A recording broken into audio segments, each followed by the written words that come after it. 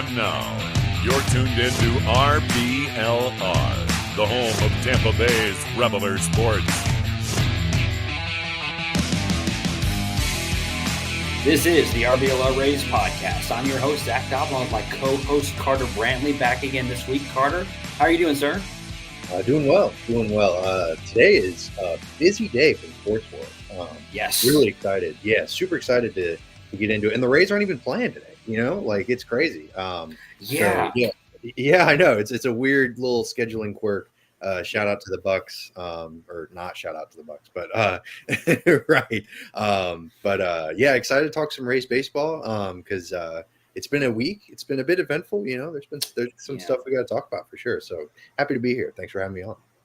Yeah, of course. And eventful, I think, is the right way to describe it, because I made some very strong proclamations on last week's show about the way games had to go this week, and they did not go that way. So we're going to talk about it. As much as it's unfortunate that things didn't go that way, we got to talk about it on this show, and we never shy away from it. So we hope that you're all having a good week and you're enjoying Rays baseball, even if you're enjoying the baseball, maybe not the outcome, as Dwayne likes to say.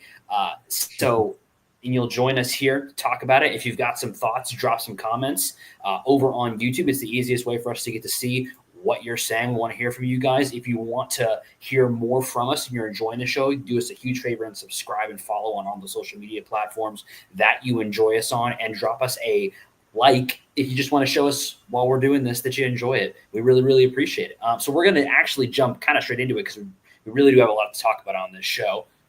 Arjens, I think that's how I say your name, sir. Appreciate you. Raise up. As much as we got the positive vibes going. Unfortunately, this week started off with 4 straight L's, and that is not exactly what we had in mind. It was unideal to drop the last game of the Giants series, a game that just seemed to never really have much juice from the get-go. There was no scoring for the first 5 innings of the game, and then it was all Giants until the end. Couldn't really get much going at all offensively off of Logan Webb. Probably a little too predictable. Pat a couple of times we were talking about this series in weeks ahead mentioned, hey, you got to find a way to not, to be in a good spot for the Logan Webb game, and we were, but he ended up kind of shutting us down. So not a great way to end a otherwise positive Giants series. Yeah, absolutely, and that's a great Pat put it perfectly. Because Logan Webb, I mean, my goodness, one of the best in the game. So no shame in getting shut down by Logan Webb. That wasn't really the frustrating part, and it was a solid series against San Francisco. So that's not really something to hammer home about. But I do feel it was frustrating because, man, a sweep would have been a big, like, hey, let's go. Maybe let's get back on track sort of thing. But even so, I was pleased with the way they played in San Francisco for the most part. So it could have gone worse. They could have lost the San Francisco series too. That would have been pretty ugly. But yeah, overall, not bad at all. Not bad at all. Very pleased with the San Francisco series individually. Yeah. Speaking of ugly, the Yankees series. I said last week on the show, you have to sweep this series. The Rays needed this to swing them back in the right direction, win the season series versus the Yankees, put themselves in a position to make up some ground in this sort of mad dash to the postseason.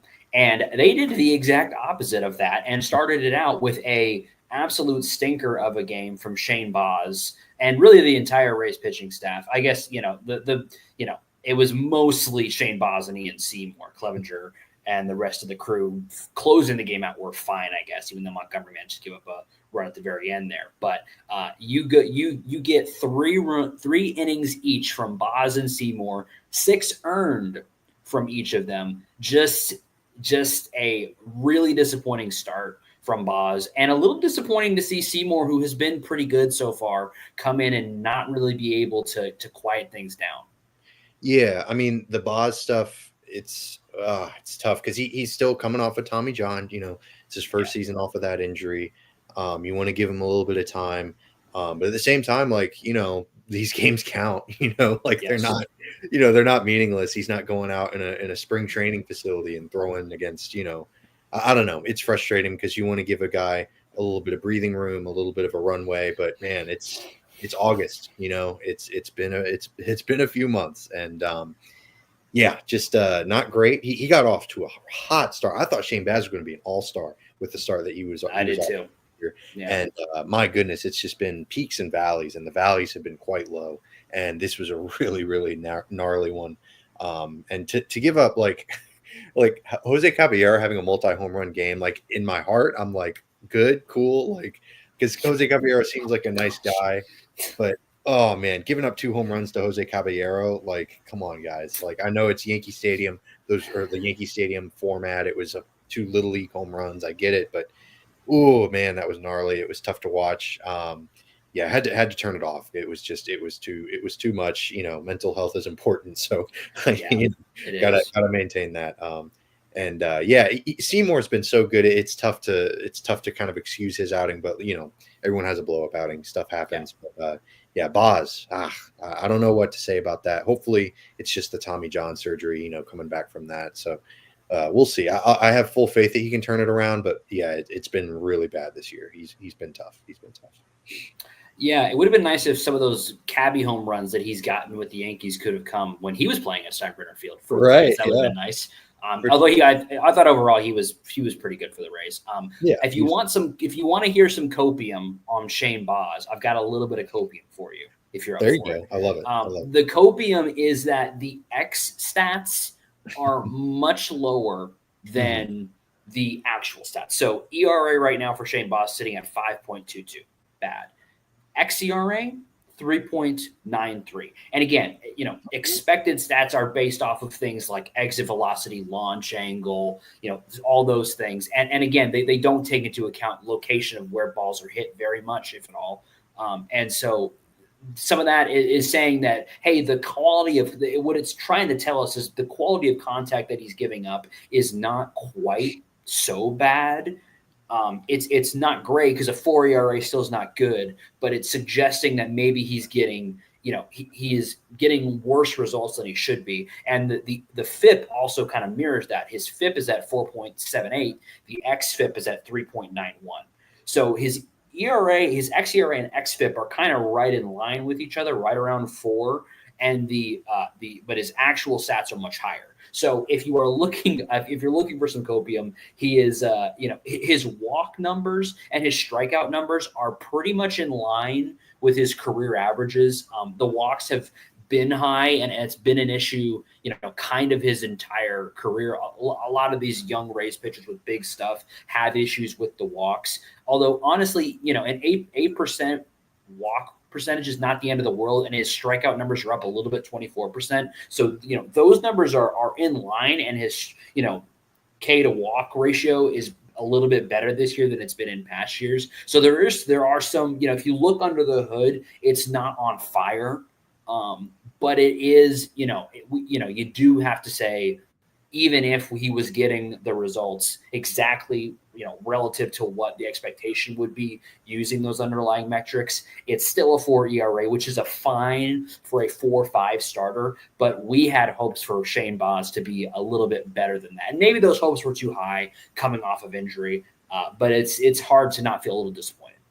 Yeah, absolutely. Because he just flashes a lot of talent. He's got a lot of electricity in that arm. He's got some fun stuff, the jumpy curveball and the just ridiculous fastball. So you just expect more from him, and it hasn't been there this year, but he's still young. It'll be interesting to see how it all plays out if the Rays determine to, because the Rays are constantly wheeling and dealing. They could very well move on from him for whatever reason, but I wouldn't necessarily expect that. But we'll see if he can turn it around in 2026, because 2025 has just been a bit of a rough go of things for him, but he can turn around. He certainly has the talent too. He does. And the one other thing I will say in his defense is he's currently bumping up against some career highs as far as innings pitched goes. He is on track to hit around 150 innings, which is a good, healthy number for a starting pitcher in today's game. So, this is the first season in which he would be doing that. So at the major league level, especially. So, his previous high was last season when he was coming off of injury as well, and he pitched 80 innings. So this is a significant jump for him. that's a theme. As we talk about some of the other Rays pitchers who are struggling, that innings pitched numbers are kind of a recurring theme. So you'll hear us mention that again. The hope being he's done it once this year. We can hope to see him build off of this season into next season. And because I don't think there's any world where he's not a part of the rotation next year, the way that the current minor league, crop of starting pitchers, there's nobody that's like really ready to go. The Rays generally don't go out and they may get one starting pitcher, but I think there's a really good chance Boz is going to be in the rotation. So the hope will be that this season is a jumping point for him. And I like the only thing I like about this game is it continues the trend of Seymour, even though he didn't pitch very well, getting in games and getting multi-inning, because I think there's a really good chance that he is retained in that role or is starting more next season. And I've liked how he looks so far. So I'm pleased to see him continuing in that role. Yeah, I'm a big fan of Seymour. I think he can really be a valuable member of this pitching staff, especially like you said, moving forward. If he continues to get a little bit more innings in the majors, for sure. He just limits hard contact. That's great. Like, he doesn't have the flashy stuff that Shane Baz does, but he does it in a very different way. Like going back to like you said with Baz, just struggling a little bit this year. But I would be curious to see how much it's impossible to really separate right now because, we're in the moment. Like, they're in George M. Steinbrenner Field. It'll be interesting to see if they can separate, like, hey, we're pitching in this insane pitcher's park that's also a minor league stadium. And then next season, if they're back at the Trop, then, like, they sort of regress a little bit. And then it's like, oh, this is the Rays' normal pitching stuff. I am curious to see how much the stadium factor plays a part into how the Rays pitching staff in general has been performing, because that's a tough hand to be dealt, to have to pitch not only with the Yankee Stadium dimensions, but no big bleachers in the outfield, so the wind is going crazy, and it's just it's tough. It's tough, especially because that right field short porch, like, you just sneeze a ball over the right field fence, and the Rays have all right-handed starters, so that whole you can match up with lefties across the lineup and not only play into the righty lefty stuff, but also play into the fact that right field is just 50 feet away. So there are a lot of mitigating factors that just make this a tough year for the Rays pitching staff in general. So hopefully they're able to kind of bounce back next season when they're hopefully in the Trop. That's a really good point, Carter, because traditionally the Trop has been seen as a pitcher's ballpark, and some have even suggested that some of the great seasons that pitchers have had when coming to the Rays have been connected to the Trop being a pitcher's park. So it will be really interesting to see when we get into next season how that may affect the team. I just remember, I think it was Thursday night, Jax gave up that home run. And the look on his face was just like, there's no way that got out of the park. Right. And I feel like we've seen that look on pitchers' face quite a few times, both sides, like for teams playing the Rays and for Rays pitchers. So I do think, the double-edged sword will be interesting to see the offensive numbers. Cammy doesn't hit too many cheap ones, but it'll be interesting to see, as we get into next year, what the offensive numbers look like relative. I mean, Aranda is the only one where I think it'll still play well for him because he hits a lot of doubles, and he just hits a lot of line drives. But I'd be curious to see how his home run numbers look when we come around next year. So the second game of the Yankees series was, I don't know if you would say it was, I would say it was worse than the first one. I would say it was worse because you got Drew went out there and did what he's been doing, which is 6 innings and 2 or fewer runs, just doing his thing, gave up 2 solo shots, no harm, no foul. And it seemed like, we had gotten it through the worst of it and we were going to get a really important win there and, tied it up late, had all the momentum, and then it Pete just lost it in the 10th, very uncharacteristically, just lost it in the 10th. Yeah, Pete's been so good this year. Like, I know people kind of point to that outing and then the Red Sox giving up the walk-off to Ceddanne Rafaela, but overall, he's been fantastic this season. So it's tough to see him have a blow up outing like that. But stuff happens. Relief pitching is like I kind of compare it to kickers in the NFL. You know, like you don't really talk about a guy if he's kicking the ball well. If he's making his field goals, then it's not really a big deal. But as soon as he misses a kick, then it's like, oh God, caught him. You know, he's the worst kicker in football. So it's tough. You know, it's definitely a failure first type of position. Yeah, that was a tough one. The offense kind of waited until the very end to put something together. I mean, that was the perfect game, right? Like they were getting they're getting perfect by Schlittler. Oh goodness, was his name. Yeah. Good luck, Schlittler. Yeah, so that was tough. You know, getting shut down by a guy like that in a very much a hitter's park, like that's a rough start. Wasting a Rasmussen start is always a bad thing. Like when you have your ace out there, it's just it's tough to have your offense just not show up literally at all for most of the game. But you know, it was nice to see a little bit of fight towards the end, but unfortunately, just it didn't come together, and it was definitely the worst possible team to lose to. Because man, I freaking hate the Yankees. They are just the absolute worst. Like that fan base, man. Just Yankees fans out there, please be better. Like it's tough to have to coexist with y'all. But anyways, that's enough crapping on Yankees fans for the day. Never enough. Right. But you know, the point is 100% true that you wanted to be taking the wind out of the Yankees' sails For sure. with this series instead of putting more air into it. Right. Yeah. And I think that was the biggest frustration for me watching the game was like, this should have been an opportunity at least to get a split, but to get swept in the mini series here, lose the season series to the Yankees now, it's just a tough way for that to end. And to me, you know, the reason why I said it was such a big deal for us to win these games was because not only would it, you know, it's a division rival, you love to beat them, but it also really flips the playoff situation. And again, you know, the Yankees are struggling with the Red Sox right now. How much nicer would it have been for them to be losing 2 games to us and then struggling with the Red Sox to, you know, mess with them a little bit? And unfortunately, they got a little bit of a boost. And even though they're struggling with the Red Sox now, they can say, "Hey, we swept the Rays and buried them." Now that's not quite happened. The Rays are still hanging around, but it just really to me was a frustrating, just a frustrating 2 games that I really wanted to go a different way. And unfortunately, the hits just kind of kept coming the next day. With maybe one of the, you know, I don't want to say most disappointing start of the year feels dramatic, but it just kind of, you know, and the Rays agreed with me, but it kind of, for me, was like, all right, Joe Boyle's not ready. The first game of the Cardinals series, Joe Boyle goes 4 innings pitched, 9 hits given up, 5 earned runs, 6 runs, 1 was unearned, but 5 earned runs given up, 3 walks. And it just felt like, all right, I think this is not currently working out.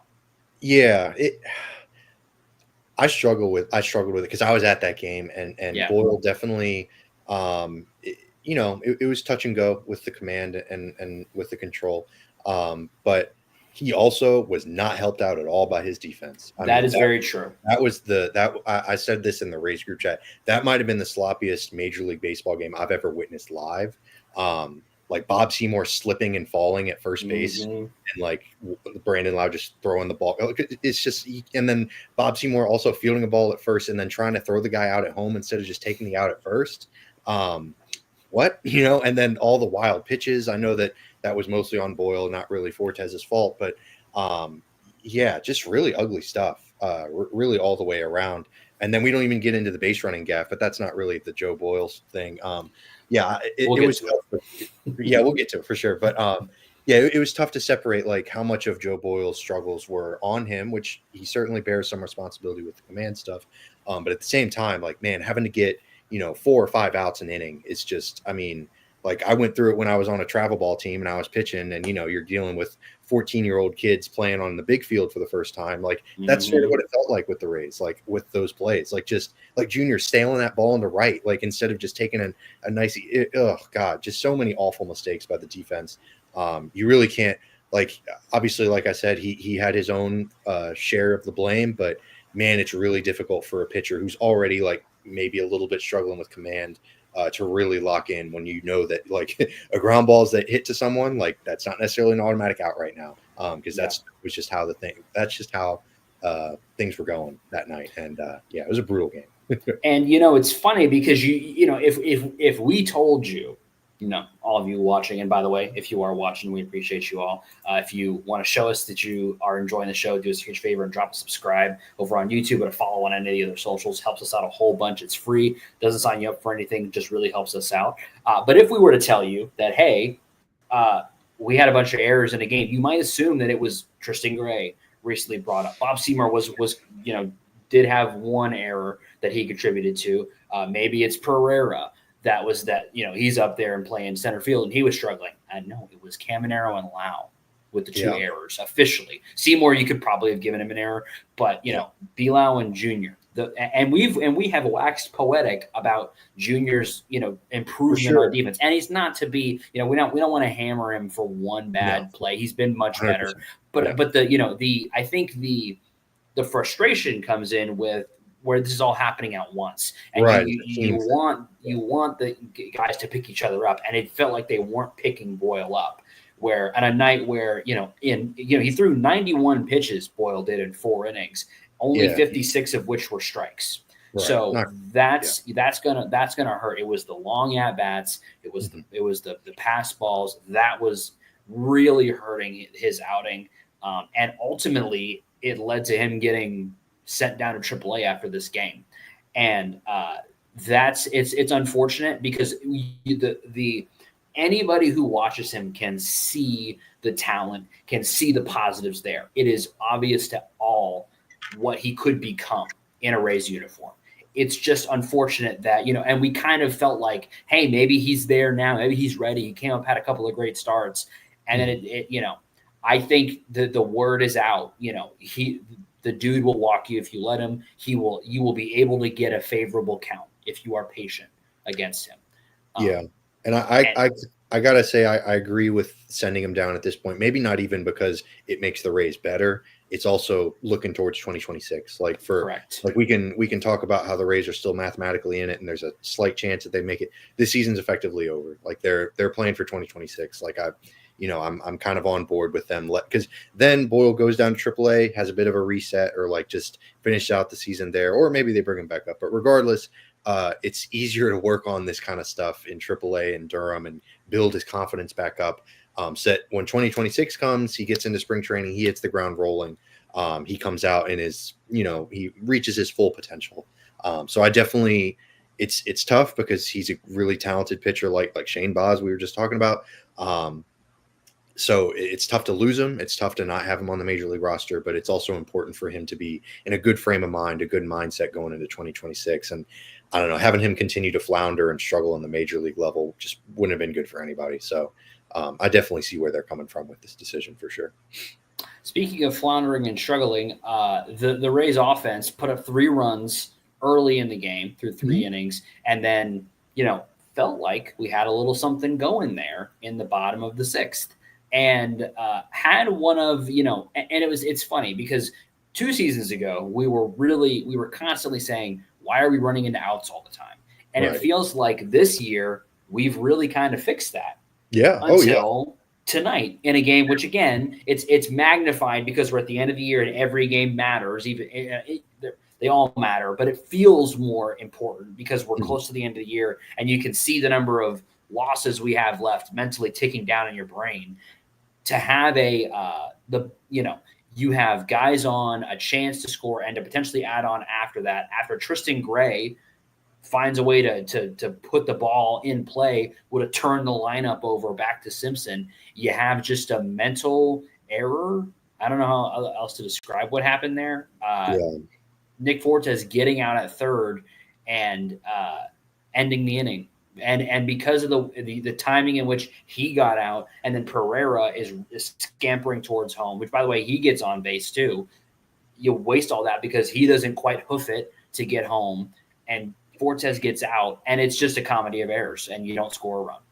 Yeah, just continuing to contribute to the sloppiness vibe, right? Like the very Like there's a segment on this baseball show I watch on MLB Network, MLB Now, like baseball-y plays, and that's unbaseball-y, like just pretty much as unintelligent of a baseball play as you can get. Not only getting thrown out at third with 2 outs, like that's a no-no, like that's can't happen.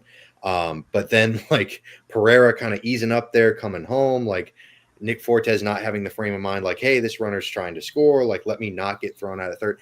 It's really tough because it was a really good throw from, I forget who was in center for the Cardinals, Church, maybe. Church, I think Nathan Church. Yeah, Nathan Church. And it was a really good throw by him. Don't get me wrong. Like it was a really good play by the Cardinals defense, but Nick Fortes is not Chandler Simpson. Like he is not a fast guy. He is a catcher, and he's a very good defensive catcher at that. But that can't happen. And he got yanked from the game. Like he got pulled by Kevin Cash. And I'm assuming it's because of this error, and rightfully so. Like you have to, that cannot happen. Like that cannot stand.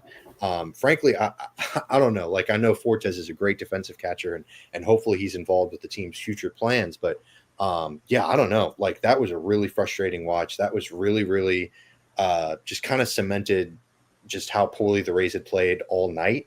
And that was sort of just the exclamation mark, or maybe, I don't know, the question mark. I don't know, whatever punctuation mark you want to use to just sort of end what was a really, really poor performance, just a really sorry effort by the Rays that night. And it was just kind of indicative of the vibes of the team for the past like 4 games, really. But it all kind of came to a head. And yeah, Nick Fortes, man, what the heck? Like that can't happen. Like that's not a professional baseball player out there. Like that cannot be done by an MLB team or an MLB player. So yeah, it's hard to kind of formulate my thoughts on it just because like it's just so fundamental. It's just hammered home into you, like don't make the final out at third. Don't make the final out at third. And yeah, I don't know, just really, really disgusting stuff for sure.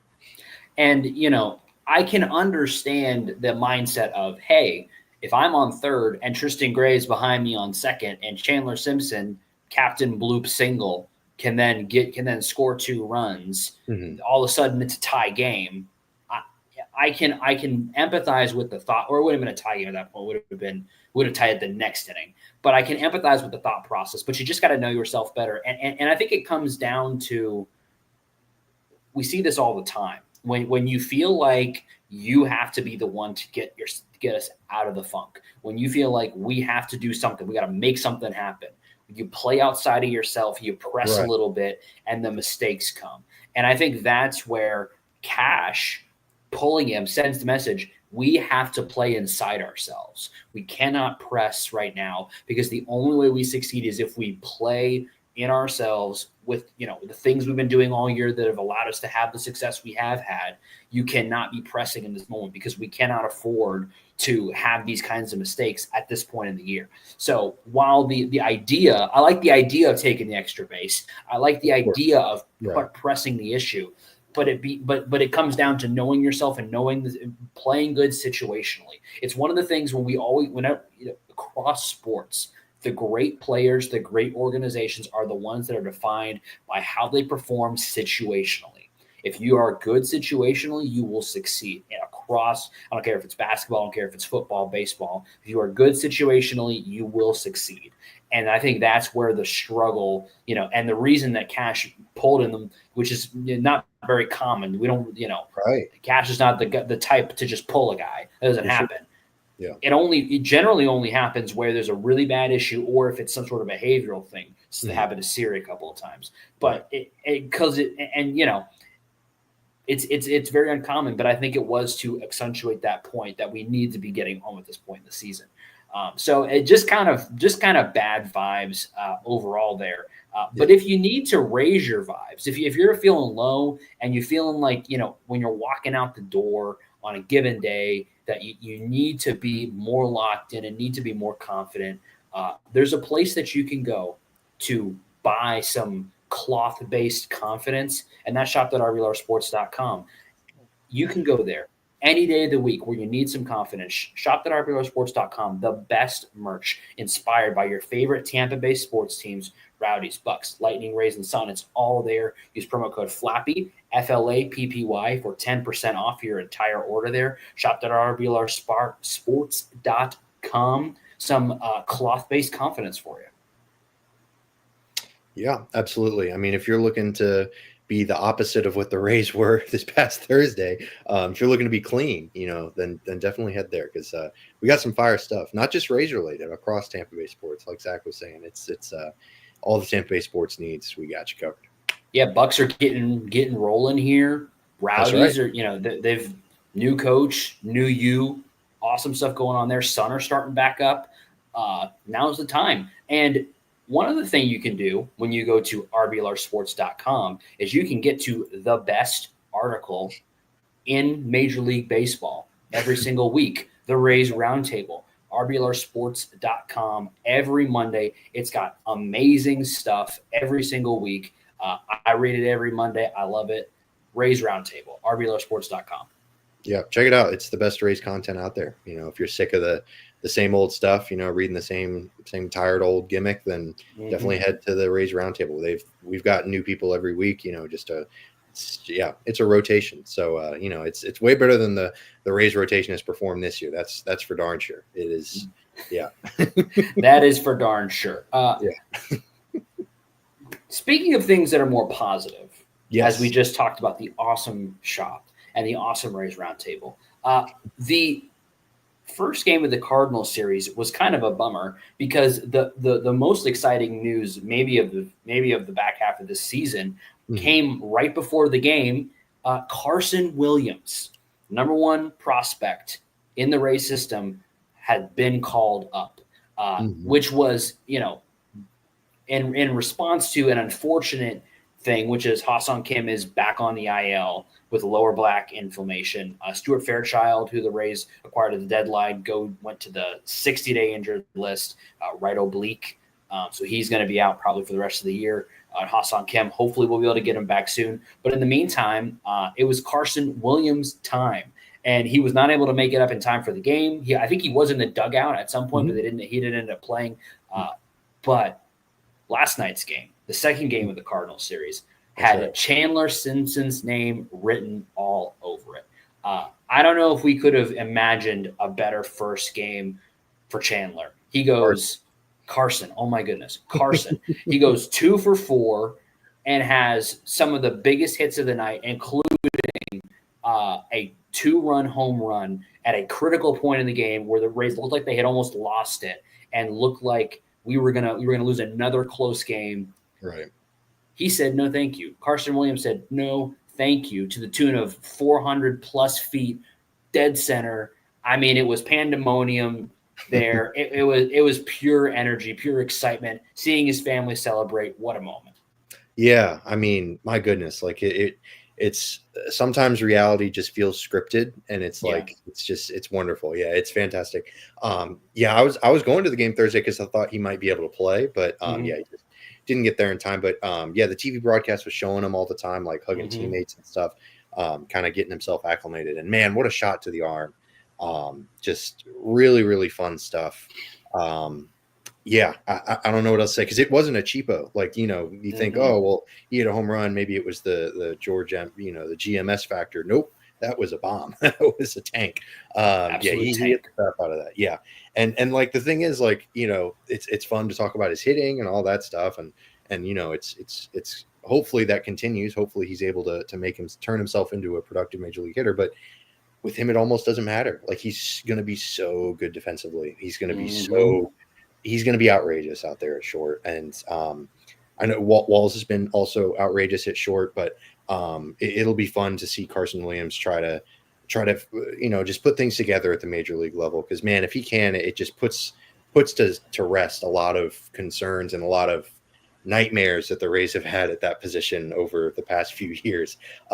So yeah, exactly. So it'll be really fun that, just to see him work his magic and try to figure some stuff out. Obviously the swing and miss is a huge concern with him. So the struggles are going to come.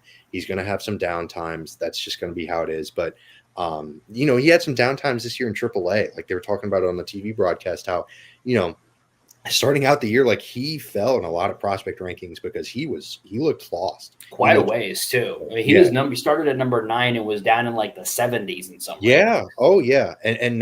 But then he turned it around. He just settled in, and the coaching staff in Durham was apparently saying about how, it never affected his defense. He was always showing up to play every day. Like it wasn't like oh gosh darn it, like I need to turn things around. Like it was very much hey, like I'm new to this. Like AAA there's a talent jump. There's a talent jump at every level, and AAA is no different. So I have no doubt that he's going to go through the struggles with the majors, but I think that he's gone through some tumultuous times in AAA, which I think has really set him up well for the major league level. So, it was just all good vibes. That was very much like a 180 from the Thursday night game. No even though they still, like you said, they almost lost it there, but it was great to see Carson go out there and do his thing, and hopefully it's a sign of things to come moving forward. Yeah, really briefly before we get back to Carson, because there's so much to say about him. Right. Rays pitching, man. Rays starters do not give up 4 earned runs challenge other than Drew Rasmussen. Level impossible. I mean, it's just unreal. I mean, was cruising through 6, goes back out there for the 7th, gives up more runs, and then Jax comes in, and I don't even know what happened there. I mean, the location wasn't even terrible on the pitch too. Jax has been victimized a couple of times where I've said the location isn't even really that bad, but people just put a good swing on it. So people that saying that was a terrible trade, I don't agree with you at all. I really do think that, he's going to be really good. He's under control for a while, so people need to relax, in my opinion, about the Jax. He's going to be great.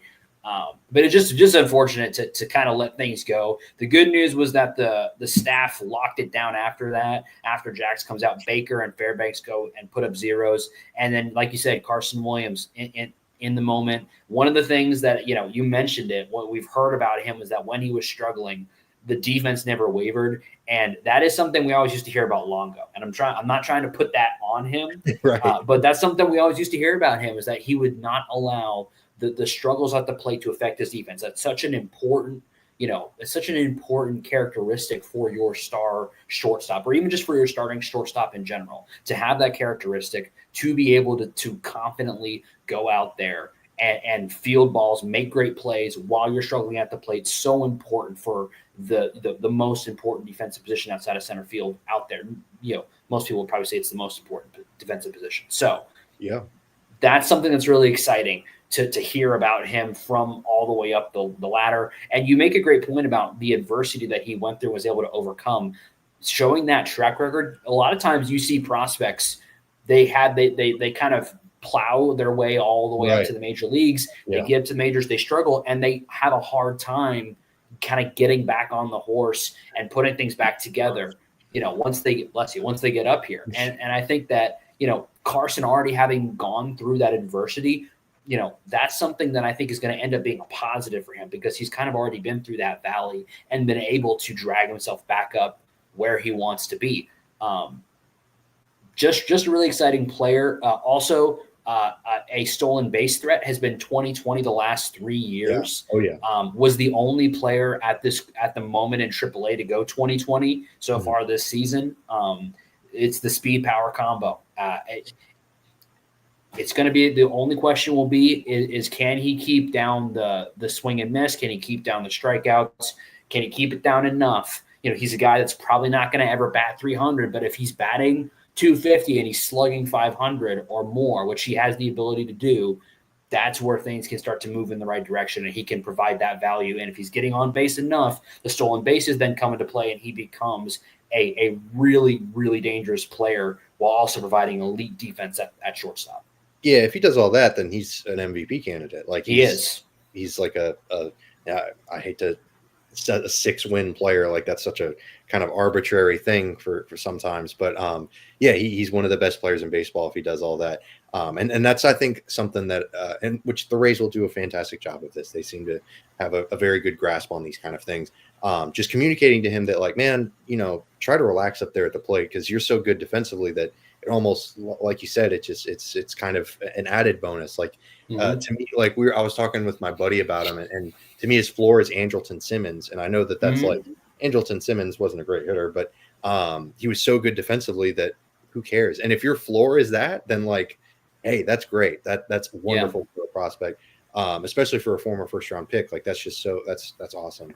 And the stolen base threat, man, if he can get on base enough to make it be an important thing, that would be wonderful. But even if he doesn't, his athleticism is going to play so highly in the field that it's all good either way. I'm really excited to see what he can do moving forward. There was a bit, like you said, at the beginning of the season, it was a concern. It was definitely like, oh my goodness, is this guy going to turn into a pumpkin offensively because he doesn't have the hit tool. But he's managed to turn it around. So like you said, the adversity played well. And I'm really excited to see Carson Williams moving forward. Offense was good last night, even outside of Carson Williams. Had a really nice night offensively. Bilal had another bomb. Junior had another bomb. Junior creeps ever closer to the 40 home run mark, which is exciting. And Bilal is now going to scare 30 home runs this year, which is exciting. I wish a little better record was associated with those two performances. That's been a little frustrating just overall this season. But season's not over yet.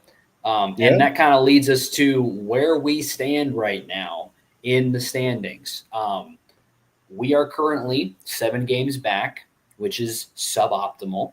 The teams in front of us, if you are looking for some good news, which being 7 games back of the wild card with not that many games left is not going to be tough to find good news there. But it's teams like the Guardians, who we play 7 times before the season is over. So there's opportunity there. The Mariners are currently in the last wild card spot, and we do play them for 3 before this season is over. So we got some opportunities there. The Royals are also ahead of us, and they've been a very streaky team kind of all year. Same thing with the Rangers. So there's no juggernauts, right? And even the Red Sox and Yankees, who are just barely above the Mariners, they're kind of going back and forth trading that spot right now. So it's not like it's completely over. There's going to be a lot of work need to be done right now with the current projections. We can estimate that the Rays can really only lose about 9 more games for the rest of the season. And that means that, hey, there's going to have to be some sweeps somewhere here. I'm not exactly sure where we're going to find those. When we start, like we mentioned earlier, we're on a weird off day on a Saturday right now with a weird split series there. But we're gonna get the end of the Cardinals series tomorrow, and then after that we get the Guardians on the road for 3, and then we get the Nationals on the road for 3. I think the Guardians series is one you just got to find a way to win that series. I don't know that you're going to sweep that one, but you got to find a way to win that series. And then the Nationals is one where you might say, hey, if we can find a way to sweep, that would be that's an opportunity you may need to take, because after that Nationals series, you get Mariners and Guardians, Mariners for 3, Guardians for 4 at home. And those are going to be really, really important games for seeding purposes. And they're also teams that are fighting for a playoff spot. So they're not going to be easy games. The road is not closed, but the path is narrow. It's getting narrower and narrower every day. It's time to win some games. Yeah, they're Han Solo, Princess Leia, and Luke Skywalker. The walls are closing in. It's not over, but the monster's in the garbage, and they're yelling at R2D2 for sure. So we'll see. Analogy. Thank you. S tier analogy. I appreciate it. But I don't know if it's in the cards, but it's definitely possible. It's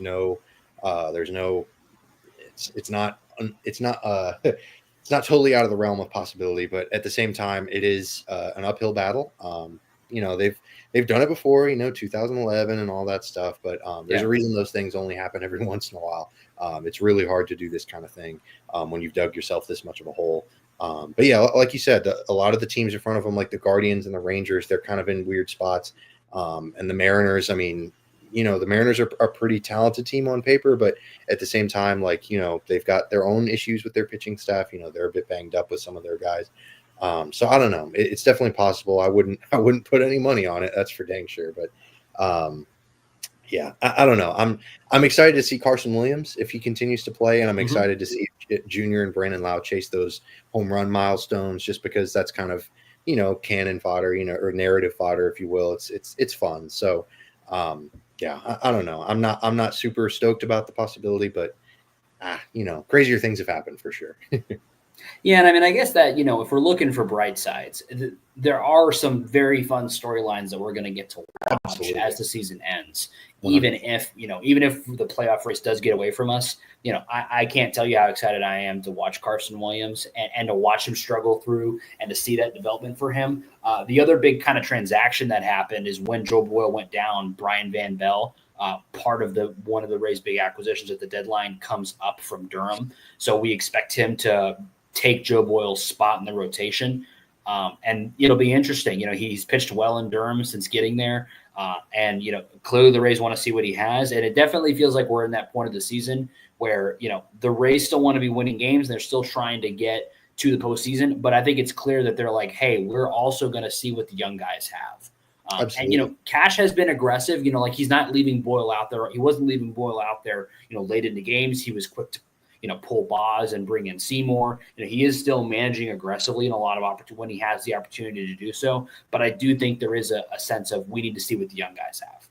Yeah, and that's 100% the way to do it, right? Like, I'm really excited for Fiducia too. I think that they found a potential, one of those, one of their backstop options for going into next season, as well as Fortes. Fortes, as much as he was terrible on Thursday, like he's got a lot of upside with his defensive ability. So, but I don't know. It's a lot of, like you said, a lot of playing for next season, like checking out what they have in the works for next year, and specifically focusing on the catching position. Like, how do they, like, the ABS stuff looms so large with a lot of these conversations, specifically with that position that, Fiducia has enough potential as an offensive threat that maybe he works his way into a starting spot next year and kind of takes as his role, because, framing just it doesn't matter next season, because there's been a lot of talks about that. So it's one of those things, you just got to wait and see. But I'm really excited for Fiducia and like you mentioned with Carson.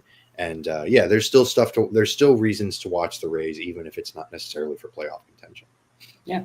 And, one of the reasons to watch this show every single week is the Bat and Arm of the Week, where we celebrate the guys who, even when weeks like this where we, didn't quite perform the way we wanted to in the win-loss department, the guys who excelled this week. And we're in agreement on Bat and Arm this week. So we're going to start it out with the Bat of the Week, who is a guy that, we didn't necessarily intend for him to have as much of a role this season as he has had. But that being said, I got to say, Jake Mangum, he's made the most of it. And he made the most of last week, hitting to a 166 WRC plus and putting up 0.3 F-WAR over the 5 games he started. He's been good in the outfield. He's been a threat on the base paths, and his batting average is hovered between 280 and 300 basically the whole time he's been up. So he's getting on base enough to make his speed an issue. And I gotta give him some respect. The power definitely isn't there for him, but he is out there trying to provide some value, and I respect that. And he had a really nice week last week, and it deserves a shout out. Yeah, and with him, like, a lot of his value is not only from the fact that, like, he gets on base at a decent clip, but his defensive value is really where he hangs his hat. And I'm hopeful that he doesn't get. This is going to sound rude. I'm hopeful he doesn't get as much playing time next season, just because they have better options. I'm hopeful that Johnny DeLuca is able to stay healthy next year and play center field on a more full-time basis. But like you said, he's performed admirably for what was expected of him and the kind of the role he was thrust into. This past week he was great. He was really putting it together offensively.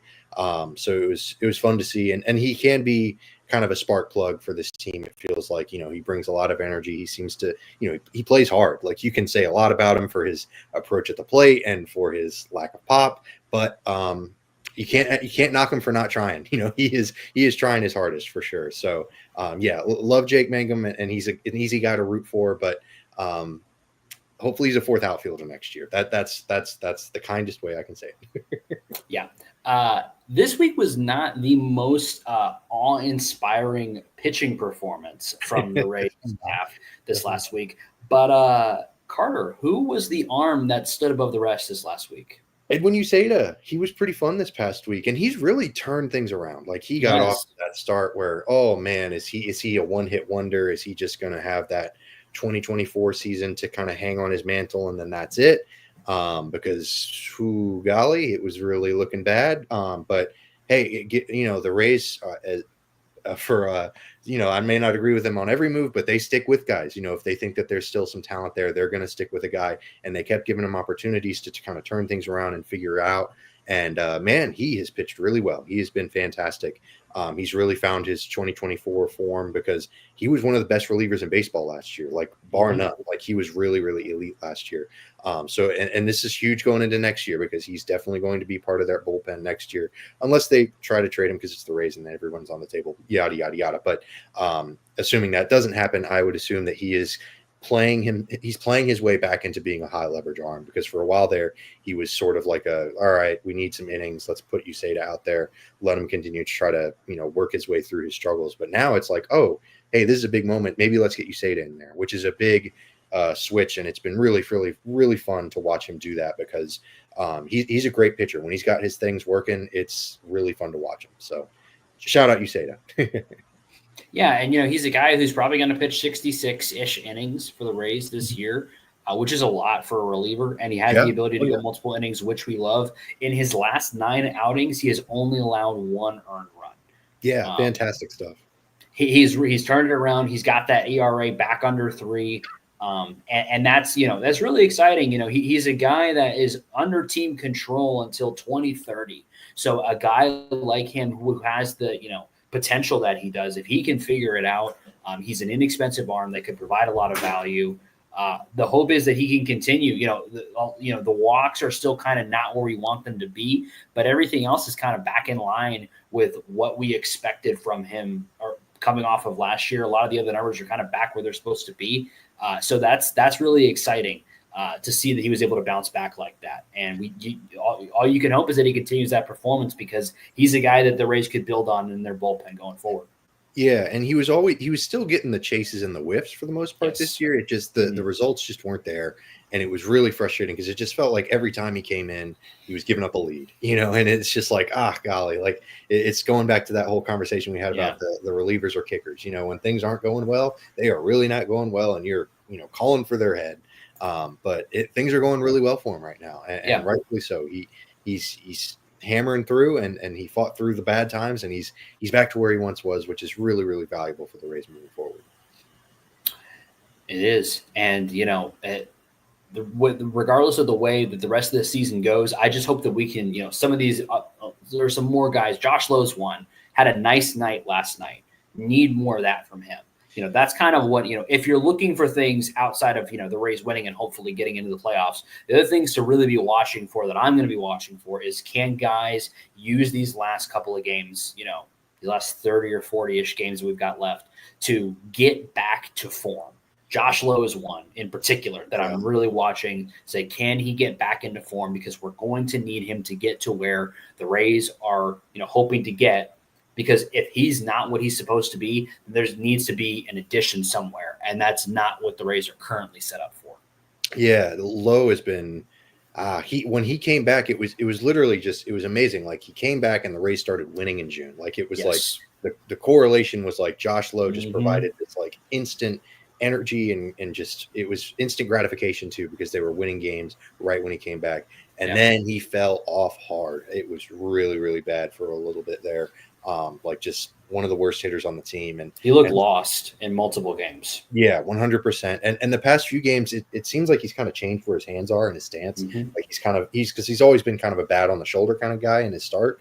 And it seems like he's kind of hovering a little bit more. So maybe that's something. I don't know. I'm not always super sold on making big changes to guys, because like, who they are coming through the system like tends to be where they return to in order to find success. But at the same time, like, stuff like this happens. Sometimes an adjustment is needed to be made. And maybe this is it, maybe just getting a little bit more comfortable, or I don't know what it is or what goes into it. Clearly the smart math whiz guys are looking at it and making determinations. But yeah, if he's not able to come back and be who he was like in 2023, or at least be like approaching that level, then yeah, the Rays are going to have a tough time, because they depend on him for a lot of their offense. He's one of their better players when he's right, and he has not been right for the past month plus. So it's tough. He's also fighting through that hamstring injury too, right? Like, he's been struggling. Yeah, he's still kind of battling with health, which sucks, but that's starting to become a pattern too. You know, it's kind of like the Brandon Lau thing for a few years there, where he was unable to stay on the field. Like it's just a struggle, and hopefully he's able to stay healthy and turn things around and finish on a strong note. And then 2026 he'll hit the ground running. But definitely a big part of this team. We're going to need him and a lot of, really, continual good performances from the top guys in the Rays lineup, which is your Bilaus, your Yandy, who did leave the game and is considered day-to-day, not hoping to avoid an IL stint. Yeah. But he is a little banged up, so you need him to figure out a way to stay healthy and provide some offensive value. You need Bilau and Junior to keep doing what they're doing, and then you hope you get the contributions from the other guys in the lineup, and you hope that the offense that we saw last night shows up again tomorrow to finish out the Cardinal series, because you got to get some of that momentum going into a tough series against Cleveland that you really need to do well in. Yeah, Cleveland would be a really, really important series for them to win. And if they manage to lose both of these series coming up, like even setting aside the Cardinals series, like if they lose both the Guardians and the National series, I think that's it. Like that's the nail in the coffin. But on the flip side, if they can get some games going, if they win one and sweep one, then okay, things are getting interesting. It's kind of a big week, and I hate to put that much importance on 6 baseball games or 7 baseball games if you want to include this last one against the Cardinals. But it's that time of year. It's August. It's about to be September, so it's the rubber's hitting the road. So it's getting late. Yeah, it's getting late early, or it's just getting late. It's not even early. Just getting late. Yeah, it's just getting late. So it's an important week for the Rays if they want to maintain or at least if they want to stay serious about this year. But at the same time, like we've been saying, there's still a lot of reasons to watch the Rays, even if this week goes poorly and the season's kind of over in terms of playoff contention. And whichever, version of next week happens, we hope that you'll be back to join us next week, because we'll be here, rain or shine, whatever happens, whether we're losing games or winning games, we're going to be here talking Rays baseball. And we hope you'll join us. If you've enjoyed the show, you can do us a huge favor and drop a subscribe or drop a follow on whatever social media platform you enjoy watching us on. Drop a comment in there if you want to get your take in there. You want us to, do some talk back and forth with you. We'd love to hear from you guys. And that's where the easiest place to do that is over on YouTube.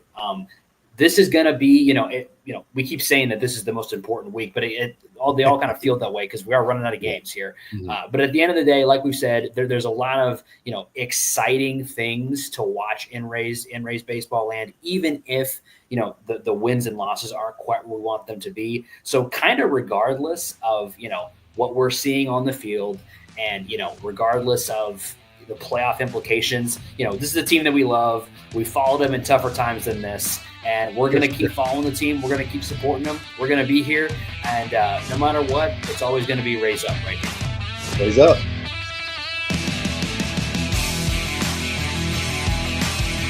Thank you for tuning into this presentation by RBLR Sports. On your way out of the stadium, please remember to like and subscribe.